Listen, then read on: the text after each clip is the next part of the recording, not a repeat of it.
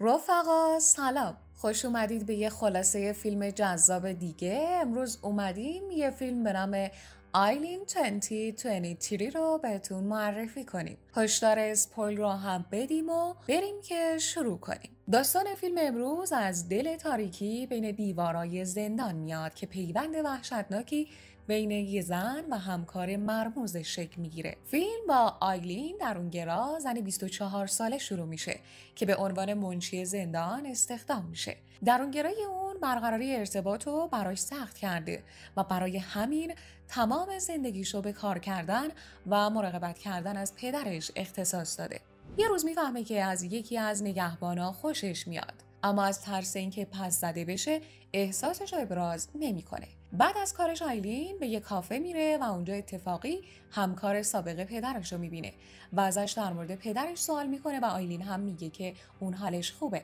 معلوم میشه پدرش یه افسر بازنشسته است که بعد از بازنشستگی دچار افسردگی و معتاد به الکل شده و بیشتر اوقات برای همسایه ها مزاحمت ایجاد میکنه. آیلین سوار ماشینش میشه تا برگرده خونه. بعد میبینه پدرش توی خیابون با یه پلیس درگیر شده و خیلی سریع از پلیس معذرت خواهی میکنه و پدرش رو میبره داخل خونه.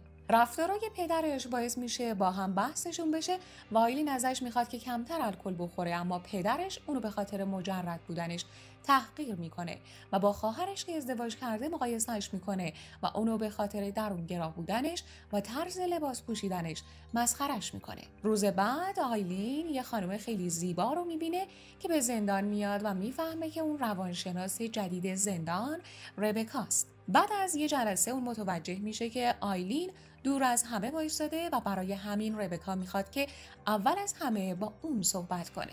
ربکا خودش رو معرفی میکنه و آیلین از اینکه بالاخره یکی به اون توجه کرده و علاقه داشته باهاش حرف بزنه خوشحال میشه. بعد زندان به مناسبت کریسمس یه جشن برای زندانیا ترتیب میده، اما مهمونی به خاطر هرج و مرج زندانیا خیلی دوام نمیاره. شب آیلین برمیگرده خونه و پدرش متوجه میشه که اون برخلاف همیشه خوشحاله و دلیلش رو ازش میپرسه و اونم میگه که با یه آدم خوب آشنا شده. بعد آیلین ازش میخواد که عجیب ترین اتفاقی که وقتی پلیس بوده رو براش تعریف کنه. اونم در مورد روزی که اون و همکاراش یه بچه به اسم پولک رو دستگیر کردن میگه که پدرش رو توی خواب کشته بوده. بعد از کلی تحقیق میفهمن که اون مشکل روانی داره و اونو توی انفرادی زندانی میکنن و الانم توی همون زندانیه که آیلین توش کار میکنه. روز بعد آیلین میره تا پولک رو توی سلولش ببینه. کنجکاوه که در مورد شخصیتش بدونه و شروع میکنه به خوندن پروندهش، اما ربکا میره سراغش. آیلین میگه که میخواد راجع به پولک بدونه و ربکا هم میگه که پرونده پولک یکی از سخت‌ترین و خطرناکترین پرونده هایی بوده که تا حالا دیده و برای همه خیلی سخته که شخصیت اونو بررسی کنن. روز بعد مادر پولک میاد زندان تا اونو ملاقات کنه و کاملا مشخصه که خیلی نگرانه و ترسیده. بعد مشخص میشه که ربکا باهاش تماس گرفته و ازش خواسته که بیا تا پسرش رو ببینه، چون امیدواره که شاید یه تغییری توی زندگیش ایجاد کنه. بعد ربکا، پولک و مادرش با هم صحبت میکنن، اما بعد چند دقیقه مادرش کنترلش رو از دست میده و به پسرش فحش میده و اونا رو ترک میکنه.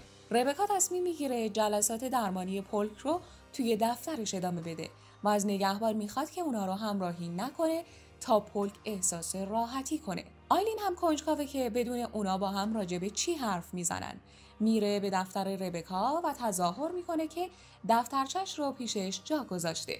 ربکا ازش تشکر میکنه اما نمیذاره بره داخل دفترش، اما عوضش ازش میخواد بعد کار با هم وقت بگذرونن، چون اونجا هیچ دوستی نداره. بعد از کار آیلین و ربکا میرن به یه کافه و ربکا راجع به خانواده‌اش میپرسه و آیلین هم میگه که با پدرش تنهایی زندگی میکنه و مادرش چند سال قبل به خاطر بیماری مرده.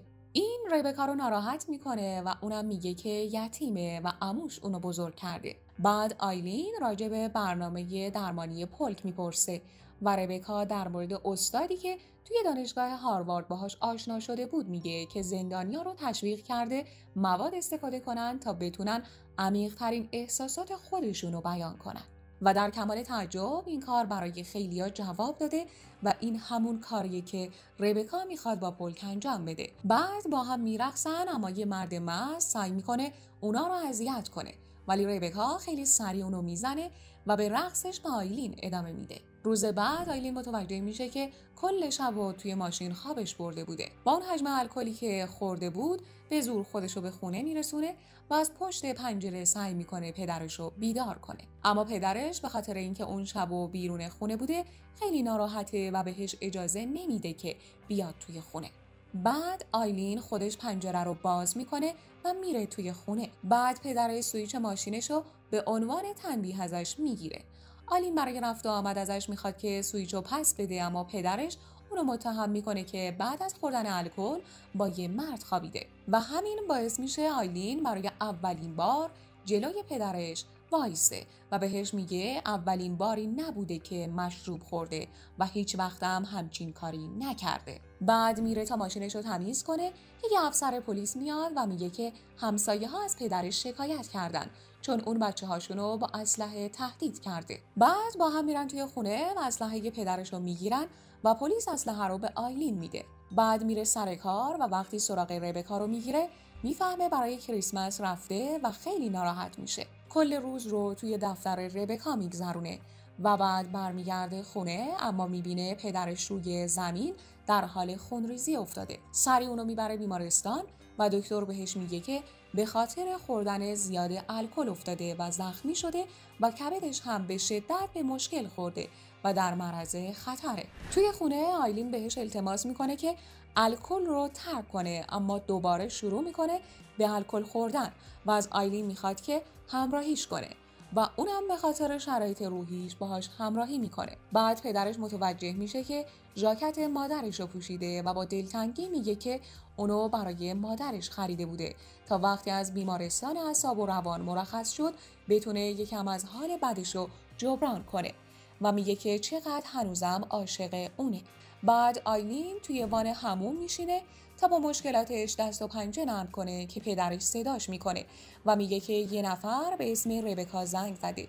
سریع از حموم میاد بیرون و ربکا ازش میخواد که بره پیشش و آیلین هم بدون تردید قبول میکنه. شب میره خونه ربکا و ربکا در مورد احساس تنهاییش توی کریسمس میگه و اینکه کسی رو بهتر از آیلین نداشته که باهاش وقت بگذرونه. آیلین هم احساس تنهاییشو بروز میده و بعد داستان زندگیشو براش تعریف میکنه و در مورد اینکه به خاطر تمام نکردن درسش نتونسته شغل خوبی پیدا کنه باهاش صحبت میکنه. ربکا هم میگه که اون دختر باهوشیه و قطعاً آیندگی خوبی داره. بعد آیلین میره دستشویی و وقتی برمیگرده متوجه تغییر رفتار ربکا میشه و بعد ربکا ازش در مورد پولک و دلایلش برای کشتن پدرش توی خواب میپرسه. آیلین میگه که احتمالاً برای احساس نفرتش بوده، اما ربکا حس میکنه شاید مادر پولک توی قتل دخالت داشته. بعد یهو ربکا میگه که توی خونه اون نیستن و اینجا خونه پولک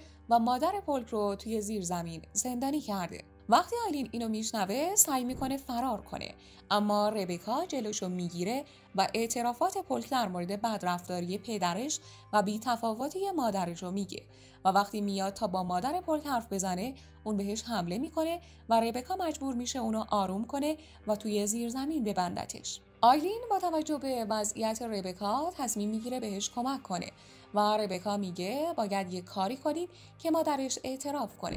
آیلین اسلحه پدرش رو از ماشین برمیداره تا مادر پولک رو تحت فشار بذارن و ازش اعتراف بگیرن. دوتایی میرن زیر زمین و اول ربکا میره سمت مادر پولک و ازش میخواد که رازش رو بهش بگه و بهش قول میده که از خودش و پسرش محافظت کنه. اما مادر پولک همه چی انکار میکنه و به ربکا توهین میکنه و اونو تهدید میکنه. بعد آیلین وارد میشه و اونو تهدید میکنه که اگر اعتراف نکنه میکشنش و جسدش رو همونجا ول میکنن و سعی میکنه اونو بترسونه. وقتی در نهایت اسلحه رو نشون میده و اونو تهدید میکنه مادر پولک مجبور میشه حقیقت رو فاش کنه و میگه که قبلا متوجه رفت و آمد شبانه و مشکوک همسرش به اتاق پسرشون میشه، اما اول فکر میکنه که فقط میره بهش سر بزنه، اما بعد با این حقیقت وحشتناک روبرو میشه که اون از پسرشون سوء استفاده میکرده. در حالی که وحشت کرده بود نمیدونست چی کار کنه و اگرم این حقیقت رو فاش میکرد هیچ کس باور نمیکرد و برای نابود نشدن خانواده‌اش تصمیم میگیره سکوت کنه. با شنیدن اینا آیلین کنترلش رو از دست میده و بهش شلیک میکنه. مادر پولک شروع میکنه به داد زدن، اما آیلین و ربکا سعی میکنن اونو ساکت کنن تا بالاخره از خونریزی میمیره. ربکا آیلین رو سرزنش میکنه، اما آیلین بهش میگه که نتونسته خشمش رو کنترل کنه و بهش التماس میکنه که نگران نباشه و نقشش رو بهش میگه که جسد و اسلحه رو توی خونه پدرش بذارن و تصمیم میگیرن بعد از جابجایی جسد به نیویورک فرار کنن. بعد جسد رو میذارن توی ماشین و ربکا میگه باید برگرده داخل خونه پولک تا شواهد رو پاک کنه و قول میده که بعد از تموم شدن کارش میره دنبالش. بعد از یه مدت آیلین میرسه خونه و ماشینش رو همراه با جسد داخل پارکینگ پارک میکنه. بعد میره داخل خونه تا همه پولاشو برای فرار برداره. وقتی یکم میگذره و خبری از ربکا نمیشه، متوجه میشه که ربکا رفته و اونو ول کرده. برای همین نقشش رو تغییر میده و ماشین رو به یه جای دور توی جنگل میبره و پدرش رو هم نجات میده. بعد میره توی جاده و سوار یه کامیون میشه و میره و فیلم همینجا تموم میشه. رفقا فیلم کامل رو میتونید از کانال تلگراممون که لینکش همین پایین میاد هم توی دیسکریپشنه دانلود کنید. لطفاً لایک و سابسکرایب کنید. دفعه بعد با یه فیلم جذاب دیگه میبینمتون.